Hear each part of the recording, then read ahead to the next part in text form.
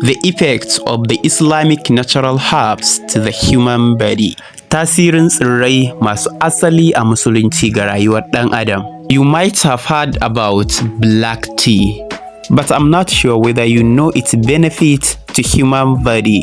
Ta yiwu kun taɓa jin labari dangane da black tea, amma ba ni da tabbaci ko kun san muhimmancinsa ga rayuwar ɗan adam. Here are some health benefits for black tea. Nan ga kaɗan daga cikin waɗansu amfanin black tea ga lafiya. Number 1. Oral health.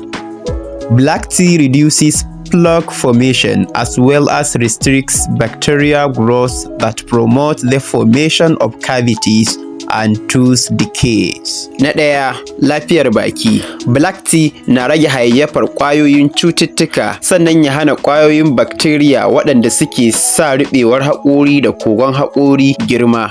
2. A better heart. People who consume 3 or more cups of black tea had a lower risk of a stroke than people who consume less than 1 cup a day. Na biyu, lafiyar zuciya. Mutanen da ke shan shayin black tea sau 3 a rana na ƙauracewa hatsarin kamuwa da cutar bugun jini sama da waɗanda suke sha sau 1 a rana. 3.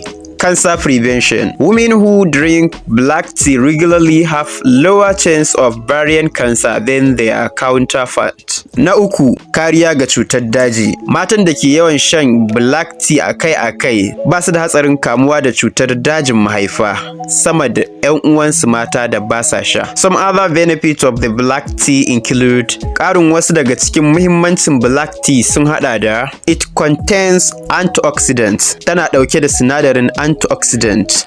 Healthy bones, lafiyar ƙashi, lower risk of diabetes. Yana rage haɗarin kamuwa da cutar siga. Stress relief, rage damuwa, better immune system, bunƙasa garkuwar jiki, da dai sauransu.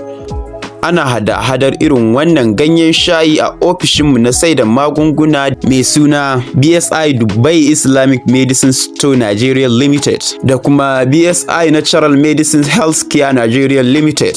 Kuna iya samun mu a adireshi kamar haka: shago mai lamba 46, Kofar Mazugar Road, kusa da Nasidi Supermarket, Gwammaja, Kano. You can also contact us on 080 38 32 46 27 or 080 60 67 8208 or 080 86 56 2911. Sannan ana iya tuntuɓar mu a nambobin waya kamar haka: 080 38 32 46 27 ko kuma 080 60 67 8208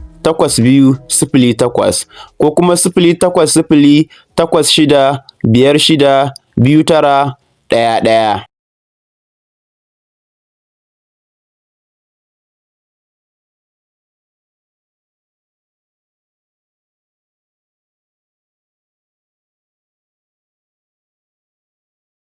Sai kun zo.